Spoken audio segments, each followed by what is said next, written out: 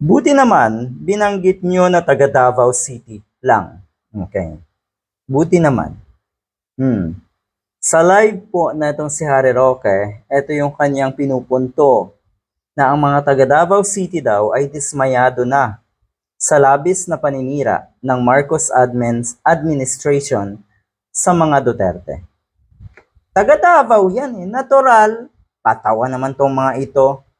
Sige nga, siguro kung sabihin na mga taga Ilocos Norte, dismayado sa paninira ni PBBM sa mga taga Davao. Di ba hindi bagay yun? Natural lamang to. Oh, sa tingin niyo po ba lahat ng taga Davao ay ganito? Abay, saludo ako doon sa mga taga Davao na kahit papano naniniwala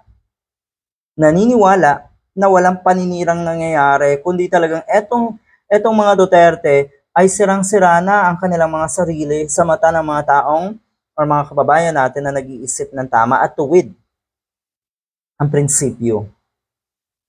Matindi wow naman, dismayado daw ang mga taga Davao.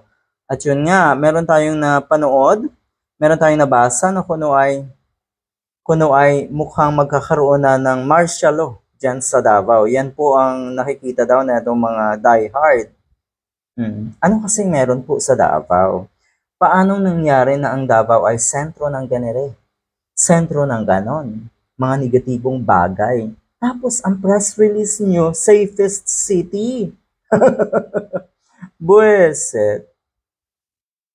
Matindi kayo. Mga taga Davao City daw, labis-labis na daw ang paninira na itong administrasyon ni Marcos Jr. sa kanila at sa mga Duterte. Saan doon po ang paninira? Sino po ba yung gumagawa ng mga peking video? Sino po ba yung mga naglulungsad ng rally at nananawagan ng kung ano-anong campaign? Marcos resign. Sino po ba yung galit na galit dahil nagbibigay ng ayuda ang Marcos admin?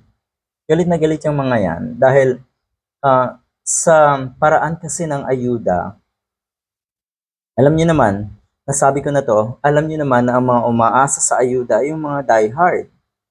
Okay? Sa paraan na pagbibigay ng ayuda, ay baka yung mga yan ay mas maniwala sa administrasyon ni Marcos Jr. kaysa sa mga Duterte. Mawala yung pagiging diehard, di ba?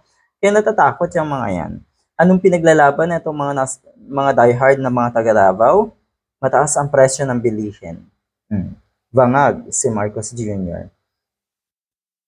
Atin daw ang West Philippine Sea. At kung ano-ano pa. 75 security personnel ang tinanggal sa kanilang idolo na si Sara Duterte. Yan po ang pinoproblema nyo. Yan po ang pinoproblema nyo na napakababaw. Tapos, yun yung sinasabi ko dati, nasanay kasi kayo na akala nyo mga privileged kayo, na akala nyo kayo ay mga entitled sa napakaraming bagay. At yun nga, mukhang bumabalik na tayo doon sa normal, na magiging fair at patas ang lahat. At ang ngaw-ngaw ngayon na itong mga Duterte, yun nga, you are treated or mistreated na, sinisiraan na kayo. Ibig sabihin, hindi nyo na kayang makipagsabayan sa buhay politika dahil nasa normal na tayo. Nasanay kasi kayo na may nandadaya, gumagamit ng mga trolls, gumagamit ng mga troll farms, puro propaganda, doon kayo nasanay. So, in reality, kung harapin nyo na ang realidad, hindi na kayo makakasunod, hindi na kayo makakalaban, hindi na kayo oobra. Yun po ang nangyayari dito sa mga Duterte. Oh, wow! Naninira. Dismayado ang mga taga Davao. Okay. Siguro mas magandang tanggalin etong Davao sa ating bansa, at itapon sa kung saang karagatan. Tanggalin yung buong Davao area na yan. Hindi ba mas magandang ganon? Kasi kayo po yung anay ng ating bansa. Yung mga naandyan. Good luck.